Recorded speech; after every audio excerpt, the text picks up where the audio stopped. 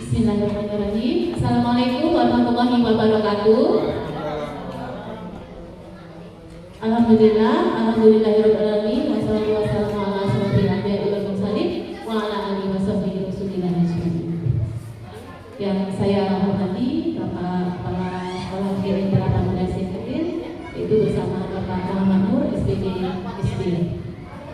Yang saya hormati juga Ibu Majelis Guru, guru-guru hebat SDN 18 yang kecil.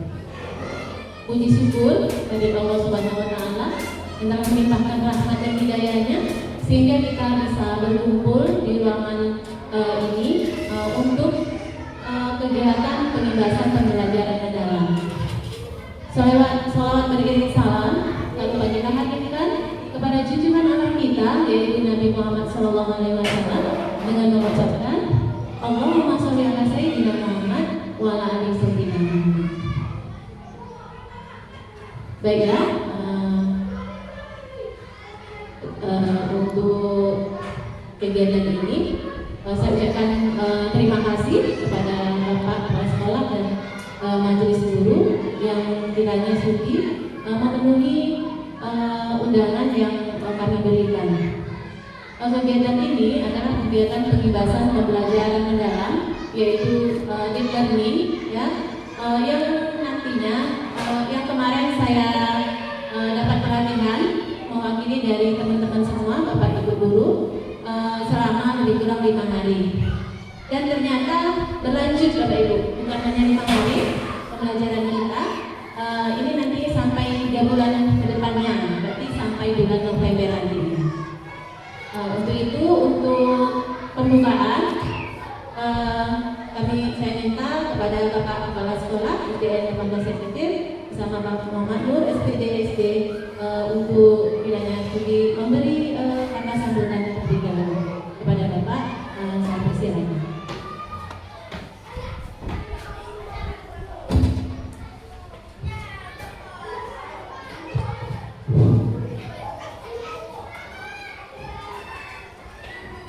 Bismillahirrahmanirrahim. Assalamualaikum warahmatullahi wabarakatuh. Yang pertama kita hormati Pak Ibu sebagai narasumber atau penyampaian materi pada hari ini yang kita banggakan dan beserta Ibu yang diundang pada kegiatan pada hari ini yang untuk mengikuti kegiatan program dalam pembelajaran, ya, pembahasan pembelajaran dalam. Mudah-mudahan kegiatan pada hari ini sesuai dengan jadwal, kita sama-sama nanti bisa mendengar dan perhatikan di mana materi ini telah terima materi baru. Semoga dalam penyampaian ini nanti kita bisa menambah ilmu kita atau perubahan-perubahan yang cepat kita lebih bisa menerima perubahan ini. Untuk keduanya salam kita ajarkan pada Nabi Muhammad SAW dengan ucapan Allahumma sholli ala Muhammad. Baiklah, pada kegiatan ini kita walaupun ilmu yang kita terima itu cuma dianggap itu sedikit, tetapi manfaatnya sangat besar.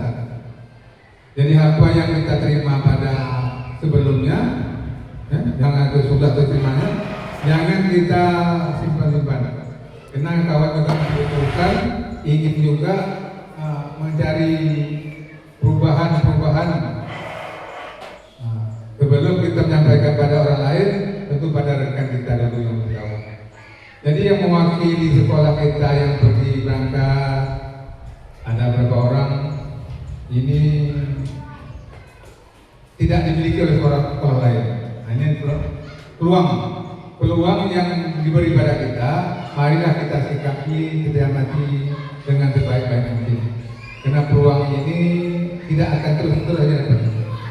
Sekolah lain mungkin belum dapat peluang seperti kita ini, tapi kita diberi lebih dulu lebih dulu mengenal daripada pelajaran untuk pembahasan pelajaran yang dalam. Jadi marilah kita sama-sama nanti kita dengar materi yang sampaikan. Kita sampaikan hingga nanti materi ini berkelanjutan. Jadi mungkin ada yang pakai modul pertama pada hari ini dan selanjutnya nanti jangan lupa harus sampaikan. Kemudian nanti yang disampaikan di pada hari banyak yang mengingat. Jadi saya sebagai pimpinan ini marilah mengajak kawan semua dengan mencermati apa yang kita sampaikan dengan membaca Bismillahirrahmanirrahim. Acara pembukaan pada hari ini saya buka dengan bisa dilaksanakan pada hari ini dengan baca Bismillahirrahmanirrahim. Dimulai.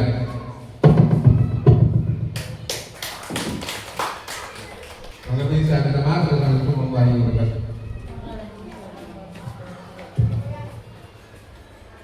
Terima kasih saya ucapkan kepada kepala sekolah. Semoga nantinya dalam pemberian materi ini kita bisa menangkap dan bisa mengaplikasikan ke kelas kita masing-masing. Baik, sebelumnya saya mohon maaf, mohon minta izin Bapak dan Ibu. Saya berdiri di depan ini bukan berarti mungkin saya lebih hebat atau lebih pintar dari Bapak Ibu. Kita sama-sama. Justru itu saya berada di sini mungkin sama-sama kita belajar. Baiklah, kita langsung saja ya, Bapak Ibu ya. Langsung saja materi pembelajaran kita hari ini. Namun sebelumnya sepertinya ibu-ibunya tegang nih ya kan? Senyum sedikit, senyum. Oke, jadi di pembelajaran mendalam ini kita dituntut ceria, gembira, gitu kan? Jadi sebelum memulai pembelajaran itu kita harus ceria tapi dulu, gurunya tapi dulu harus ceria, gitu. Baru nanti muridnya bisa ceria juga. Jadi kita speaking dulu lah ya, speaking dulu. Nah speaking ini nanti Bapak Ibu ini bisa juga kita praktekkan di kelas kita masing-masing dari kelas 1 sampai kelas 6 bisa. Untuk itu kita tepuk-tepuk aja lah Bapak Ibu ya, tepuk-tepuk. Untuk itu saya minta Bapak Ibu berdiri sebentar berhadapan-hadapan. Yuk. Berdiri. Kita tepuk-tepuk. Jadi dalam pembelajaran mendalam ini, jadi pembelajaran mendalam ini Bapak Ibu BRP. Jadi pembelajaran mendalam itu anak-anak tidak hanya mengucapkan. Jadi dia harus mengaplikasikan gitu. Apa yang dia ucapkan itu dia tahu berbuat apa yang diucapkan itu. Kadang-kadang anak kan tahu mengucapkan tapi tidak bisa mengaplikasikan apa yang dia ucapkan. Jadi kita ambil dari sini aja lah yang sudah saya catat di sini tadi, ya. 4 kata ajaib, ya. Masih ingat ya Bapak Ibu ya? 4 kata ajaibnya ya. Maaf, tolong, terima kasih, permisi. Nah, mungkin anak-anak kalau ditanya tahu dia kan. Maaf, tolong, terima kasih dan permisi. Cuman mungkin dia belum bisa mengaplikasikan. Yang maaf tuh kayak mana gitu kan, dengan pose tubuhnya bagaimana kalau minta maaf itu. Nah jadi kalau minta maaf tuh biasanya seperti kayak mana Bu? Minta maaf berjabat tangan gitu kan, berjabat tangan, menundukkan kepala badan sedikit minta maaf. Kemudian tolong, kalau tolong biasanya kayak mana tuh? Minta tolong.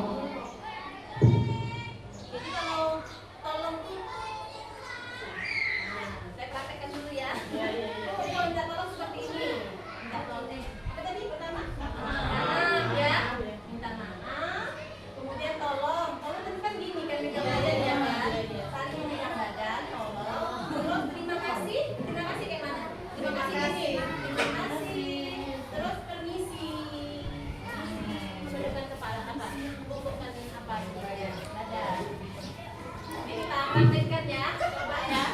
Jadi sebelum pembelajaran kita harus mengenalkan karakter. Permisi itu kayak mana? Di depan orang lewat kan kita harus lupa gitu kan. Kita praktekkan ya, coba ya. Yuk, Bapak tak ada masak. Ayo. Sudah yuk, kita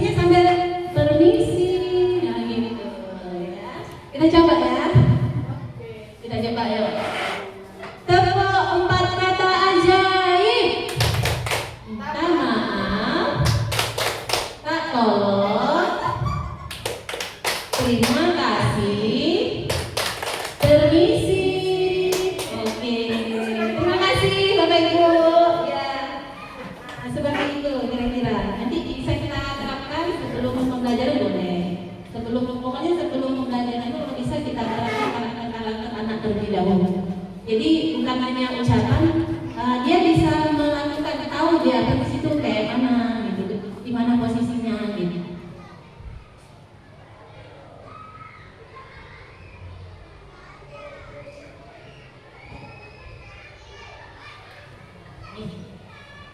Baik, kita lanjut ke materi Bapak Ibu ya, tentang pembelajaran mendalam. Nah, apa itu pembelajaran mendalam? Pembelajaran mendalam merupakan pendekatan yang memuliakan dengan menekankan pada penciptaan suasana belajar dan proses pembelajaran, yaitu dengan berkesadaran, bermakna, dan menggembirakan melalui olah pikir, olah hati, olah rasa, dan olah raga secara holistik dan terpadu. Nah, kenapa penting pembelajaran mendalam? Karena di dalam pembelajaran mendalam itu, Bapak Ibu, kita dituntut untuk memuliakan para murid kita, gitu, dengan prinsip-prinsip berkesadaran, bermakna, dan menggembirakan. Nah, berkesadaran itu artinya nanti saya jelaskan di paling di bawah. Jadi di dalam pembelajaran mendalam ini ada intisarinya. Intisarinya ada 4 komponen, komponen.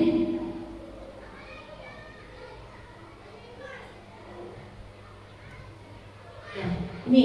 Nah, jadi saya menjelaskan tentang intinya saja, Bapak Ibu. Langsung ke praktek, ke proses pembelajarannya saja. Jadi itu yang paling penting menurut saya. Nah, jadi kerangka kerja PM pembelajaran mendalam itu ada 4 kerangkanya. Yang pertama tuh dimensi profil lulusan, yang kedua prinsip pembelajaran, yang ketiga pengalaman belajar, dan yang keempat kerangka pembelajaran. Nah, keempat inilah nanti kita masukkan ke dalam rancangan RPP kita. Nah, keempat inilah kita masukkan nanti. Satu lagi nanti tambah asesmen, penilaian. Jadi nanti dari penilaian itu kita bisa merefleksi, kita menindaklanjuti kembali pembelajaran untuk berikutnya. Nah, dimensi profil lulusan ini kalau pembelajaran kemarin, kurikulum mereka yang kemarin, kita namanya itu profil ya, profil pelajar Pancasila. Kan profil pelajar Pancasila itu dimasukkan dalam RPP untuk mencapai tujuan karakter siswa tadi itu kita masukkan dimensi profil lulusan. Cuman ganti nama saja. Kalau dulu kan profil pelajar Pancasila ada 7 ya Bu ya, 7. Nah, kalau ini jadi 8.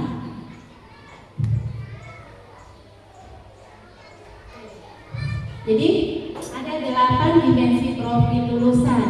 Yang pertama itu keimanan dan ketakwaan terhadap Tuhan Yang Maha Esa. Kalau dulu sama ya Bu, sama. Kemudian yang kedua itu ada kewargaan, 3 penalaran, 4 kreatif, 5 kolaborasi, 6 kemandirian, 7 kesehatan, dan 8 komunikasi. Nah, di antara ke-8 dimensi profil lulusan ini nanti kita ambil bukan semuanya. Nah, tergantung materi yang kita angkat pada saat itu. Kita kaitkan karakter apa yang ingin kita capai gitu. Jadi dari 8 ini tidak seharusnya semuanya. Kalau semuanya ada ya bagus gitu ya, bagus gitu. Tapi tidak wajib diambil semuanya gitu. Jadi untuk mencapai tujuan karakter murid itu kita ambil dari 8 dimensi profil kelulusan. Kalau dulu kan profil pelajar Pancasila tuh ada 7. Lebih kurang kayaknya sama ya Bu, sama isinya. Cuma yang beda itu kesehatan dan komunikasi, kayaknya beda ya kalau dulu. Jadi kalau kesehatannya itu tadi itu mungkin kita disuruh olahraga dulu, senam, otak, gitu kan, kesehatan. Terus komunikasi.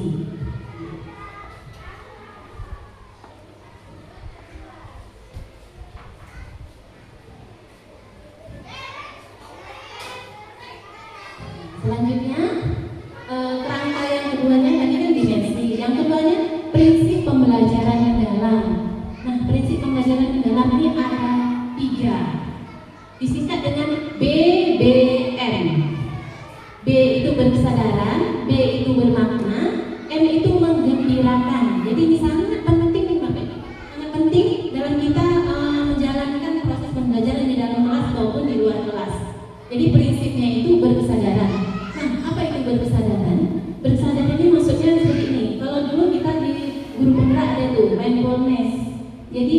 bersadar itu artinya anak itu betul-betul berada di dalam pembelajaran waktu itu.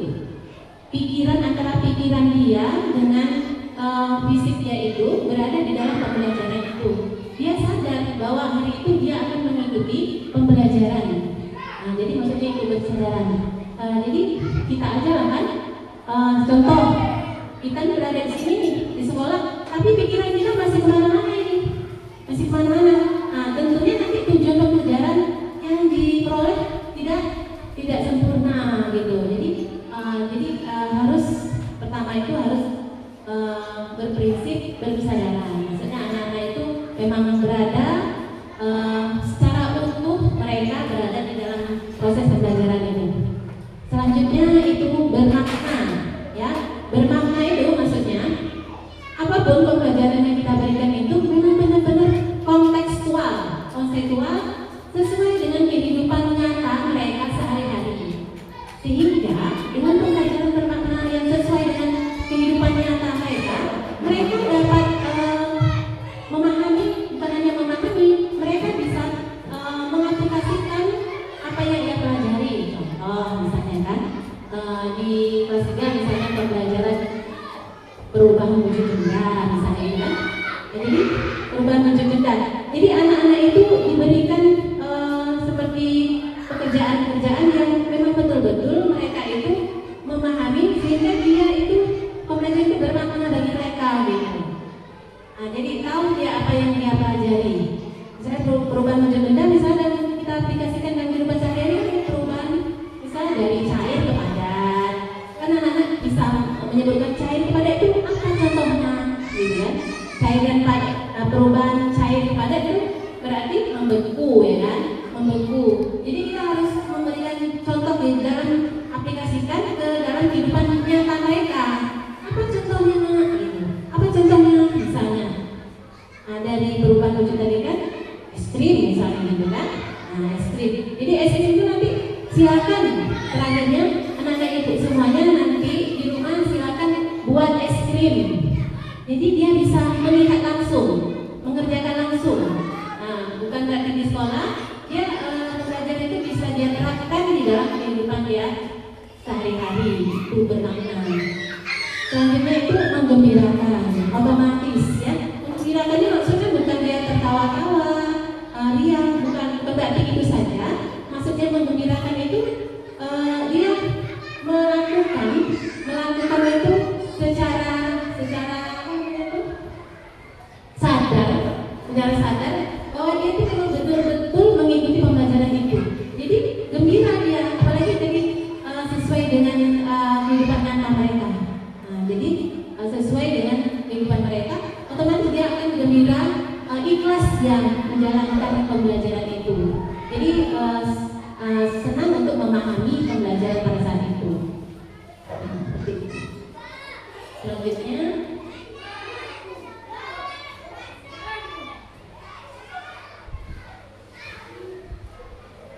Selanjutnya pengalaman belajar. Pengalaman belajar. Ada 3 pengalaman belajar anak. Yang pertama itu memahami, kedua mengaplikasikan, yang ketiga merefleksi.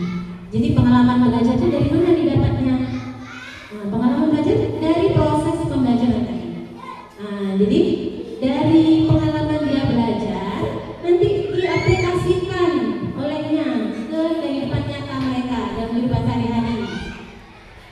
Jadi pertama itu dia memahami dulu apa pembelajarannya. Setelah itu nanti baru dia bisa mengaplikasikan apa yang dia pelajari. Mengaplikasikan ini dia bisa menerapkan di kehidupan nyata mereka gitu, di kehidupan sehari-hari dia. Kemudian merefleksi, ini sangat penting juga nih, merefleksi. Sesudah pembelajaran kita wajib tuh merefleksi anak-anak, menanyakan bagaimana pembelajaran hari ini anak-anak. Ada yang perlu ditanyakan, bagaimana pembelajaran hari ini?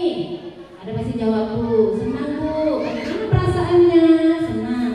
Tapi nanti kalau seandainya ada anak beberapa orang yang menjawab belum paham, nanti kita bisa merefleksikan kembali pembelajarannya, gitu maksudnya.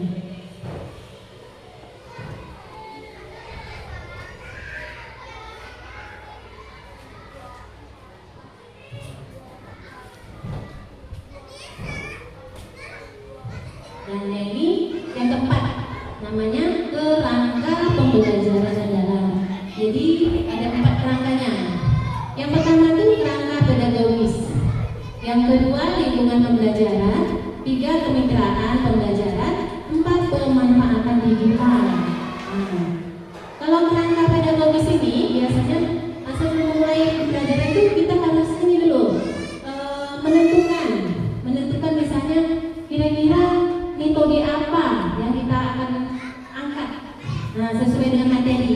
Kan biasanya ada PJDL, ada PBL, kemudian inquiry, penemuan. Jadi kita harus memilih metodenya, metode apa yang kita berikan, atau diskusi kelompok, metodenya.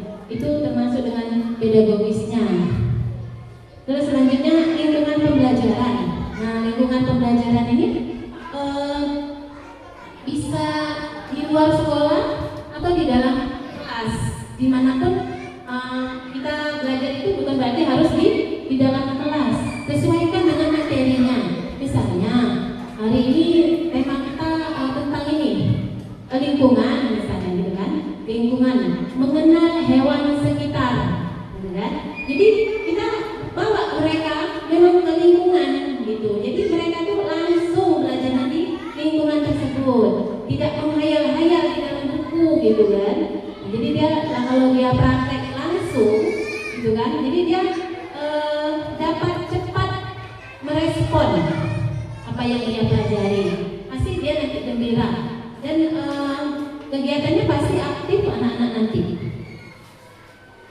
Kemudian lingkungan belajar di luar, di dalam bisa juga nanti disesuaikan dengan materi kita gitu kan. Kemudian selanjutnya kemitraan pembelajaran. Nah, kemitraan pembelajaran itu kan banyak. Ada kepala sekolah. Kemitraan itu sama dengan kerjasama. Jadi dalam pembelajaran itu bisa kita kerjasama gitu kan, sesuai dengan materi kita gitu. Kalau di dalam lingkup sekolah ada kepala sekolah, ada guru-guru, sesuaikan dengan materinya. Kalau di luar, di masyarakat ada orang tua, wali murid, kan? Wali murid. Jadi di dalam pembelajaran itu seandainya ada kemitraannya harus kita masukkan juga dalam RPP-nya, tergantung materi yang akan kita angkat. Selanjutnya pemanfaatan digital. Ini juga sangat penting, pemanfaatan digital, karena pada zaman sekarang ini kan tak ada anak yang tak kenal digital lagi. Jadi sesuaikan dengan kondisi mereka. Jadi kita kalau bisa kita manfaatkan seperti ini kan, kita manfaatkan digital untuk pembelajaran mereka. Jadi nanti waktu latihan misalnya gitu kan, tidak secara tertulis saja mereka, nanti bisa kita pelajari dari pakai online langsung. Ujian misalnya kan, jadi kita ambil langsung kita dari Google, nanti bisa kita buat di situ pertanyaan-pertanyaan, sehingga anak itu menjawab di dalam sini saja gitu. Jadi seperti itu harus kita manfaatkan digital yang sekarang ini memang musim memang ini zamannya gitu kan. Jadi harus kita masukkan.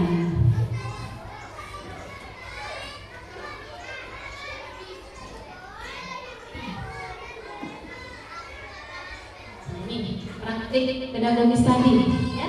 Strategi mengajar yang dipilih guru. Pedagogis tadi kan, untuk mencapai tujuan belajar dalam mencapai dimensi profil lulusan. Untuk mewujudkan pembelajaran mendalam, guru berfokus pada pengalaman belajar peserta didik yang autentik, mengutamakan praktik nyata, mendorong keterampilan berpikir tingkat tinggi dan kolaborasi. Jadi pembelajaran itu, bagaimana proses pembelajaran itu, dia yang terlibat langsung, pembelajaran yang berpusat kepada murid. Jadi kita sebagai fasilitator, kita mengarah-arahkan, silakan anak ibu ini, silakan ini. Jadi dia yang bekerja berkelompok gitu. Jadi dia yang berpikir, yang menyelesaikan masalahnya. Seperti penerapan berbagai macam model pembelajaran, seperti pembelajaran berbasis proyek, pembelajaran berbasis masalah atau PBL, inquiry, pembelajaran cooperative learning dan lain-lain dan sebagainya. Ini sudah dari dulu sudah ada. Kemudian penggunaan media belajar itu sungguh sangat penting juga. Kita harus mengangkat media pembelajaran apa yang sesuai sehingga nanti anak itu memang betul-betul aktif dan bisa mengikuti pembelajaran secara sadar, bermakna dan menggembirakan hati. Kemudian penyediaan berbagai sumber belajar.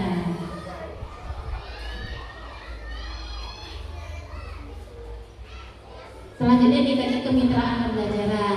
Kemitraan pembelajaran itu membentuk hubungan yang dinamis antara guru, peserta didik, orang tua, komunitas, dan mitra profesional. Pendekatan ini memindahkan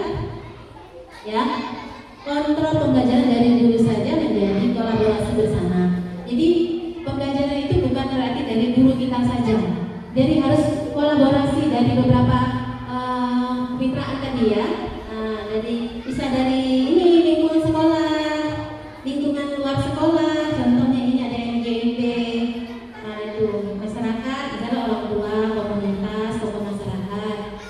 Misalnya nanti kalau kelas 1 pembelajaran tentang apa, membaca di luar misalnya itu kan, tentu kita memakai apa, pojok kaca atau memakai apa, pustaka, itu kemitraan juga. Kan yang menjaga pustaka nanti ada juga orangnya, ibu kepala pustakanya, jadi bekerja sama gitu.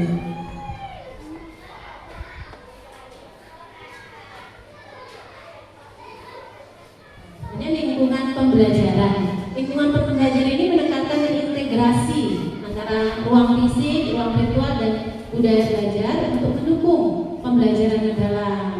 Ruang fisik dan virtual dirancang fleksibel sebagai tempat yang mendorong kolaborasi. Intinya itulah lingkungan belajar itu sangat penting juga, sesuai dengan materi yang dipelajari pada saat itu. Jadi dengan demikian mereka memang benar-benar merasa belajar itu memang masuk ke dalam lingkungan dia gitu.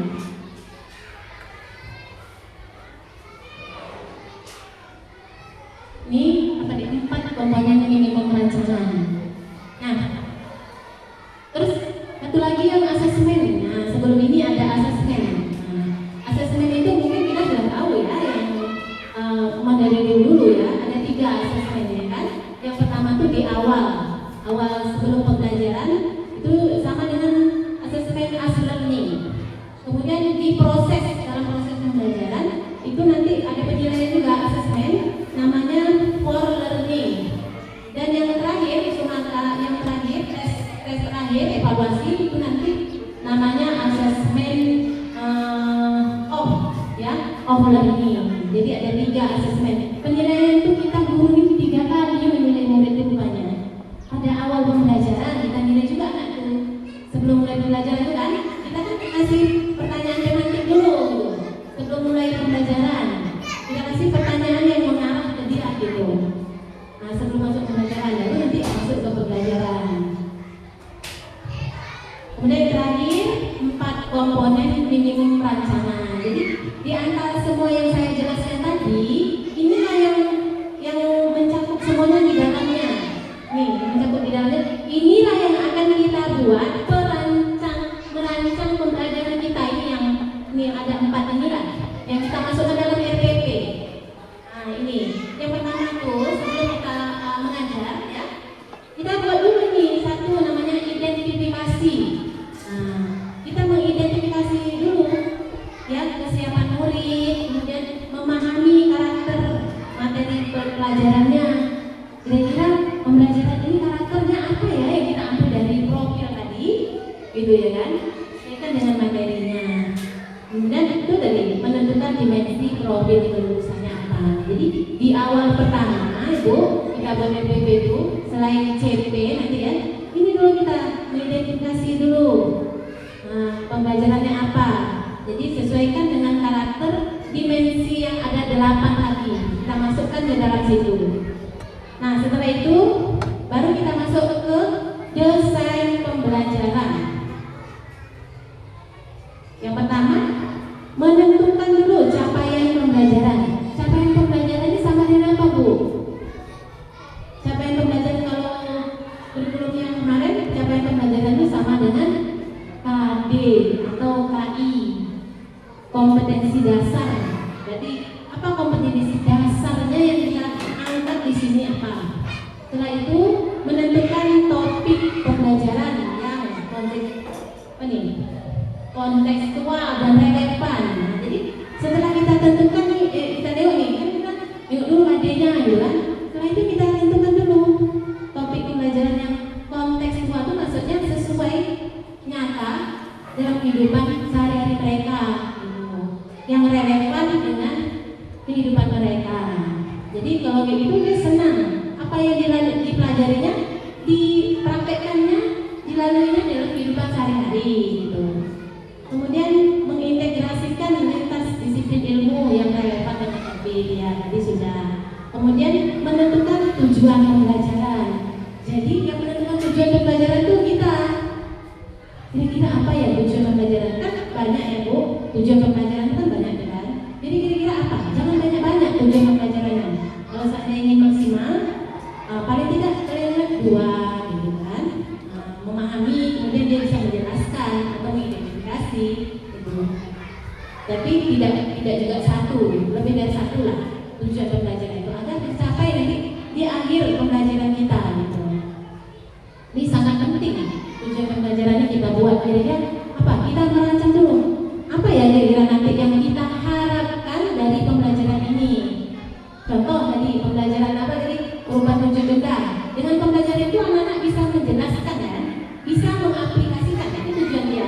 Bisa mengaplikasikan yang pelajaran di sekolah tadi, bisa dibuatnya dilakukannya di rumah, buat dia ekstrim gitu kan. Oh ini tadi pelajarannya perubahan wujud bendanya dari cair ke padat. Terus nanti ekstrim itu dikeluarkan dari kulkas, kata dia kan, dari kulkas apa yang terjadi? Mencair, itu kan dari padat mencair. Jadi diaplikasikan, bisa diaplikasikan oleh mereka gitu. Jadi senang masuknya dalam pikiran mereka gitu.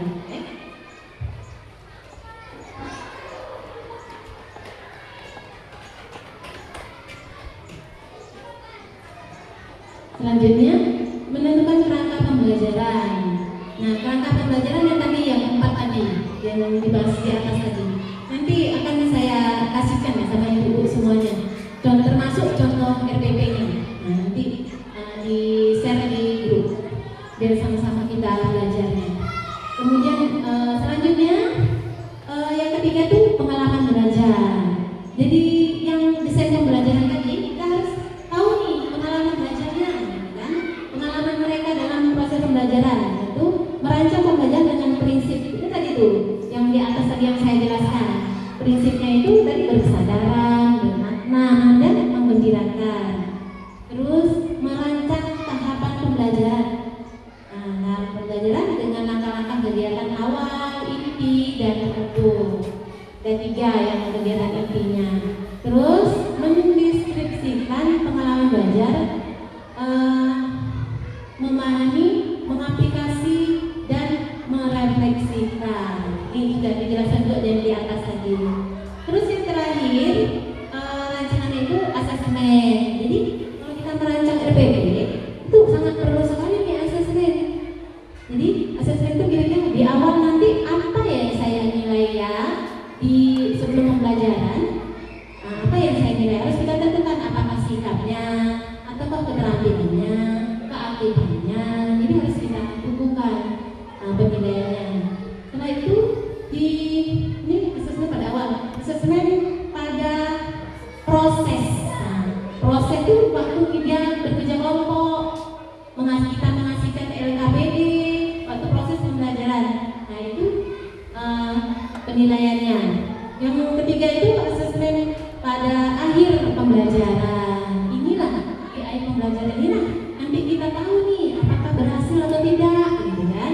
Pembelajaran yang kita berikan tadi. Jadi sangat penting Bu, ini asesmen pembelajaran yang terakhir ini nanti kan kita tahu tuh kira-kira dengan kerangka seperti ini berhasil nggak anak-anak ini ikut pembelajaran ini.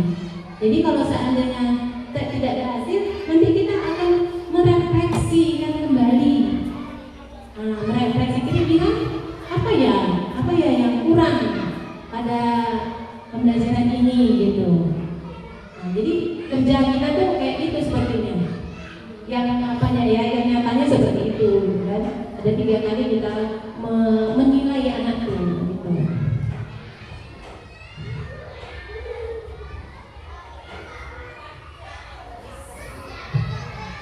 Baik, sepertinya sampai di sini materi kita, Bu, Bapak Ibu, ya kan? Jadi yang terakhir ini ada 4 komponen ilmu perancangan. Jadi inilah yang terakhir yang akan kita rancang.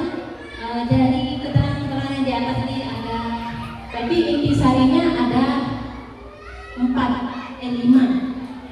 Yang pertama tadi profil kelulusan dimensi ya, 8 dimensi kelulusan, apa tadi? Dimensi kelulusan ya. Yang keduanya prinsip pembelajaran. Ketiganya ada kerangka pembelajaran. Nah itu. Terakhir nanti asesmen. Seperti itu. Saya rasa cukup berbagi ilmunya. Jika Bapak Ibu ingin bertanya, saya persilakan. Saling sharing saja. Kalau seandainya saya belum bisa menjawab, nanti kan kita saling sharing aja. Maklum, saya baru belajar juga. Terima kasih saya ucapkan. Pemaparan saya, penjelasan saya pada kesempatan hari ini cukup sampai di sini. Dan saya akhiri dengan Assalamualaikum warahmatullahi wabarakatuh.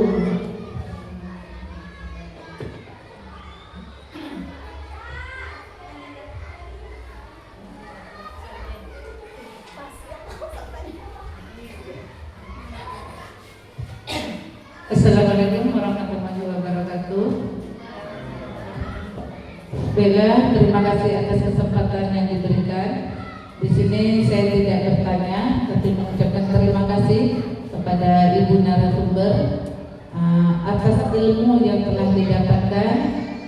Apa-apa yang perlu kita lakukan ke depannya untuk mendidik anak siswa-siswa kita. Mungkin metode-metode selama ini yang kita lakukan ada kaitan dengan pembelajaran mendalam, tapi di sini sepertinya lebih terperinci lagi, lebih ditekankan lagi agar siswa atau murid kita itu dalam pembelajaran lebih terarah dan lebih happy lagi. Terima kasih. Baik, terima kasih Bu Siti Zainab yang memberikan sebuah apa namanya Bu? Masukan atau gitu. Memang itulah kita jadi guru memang seperti itu.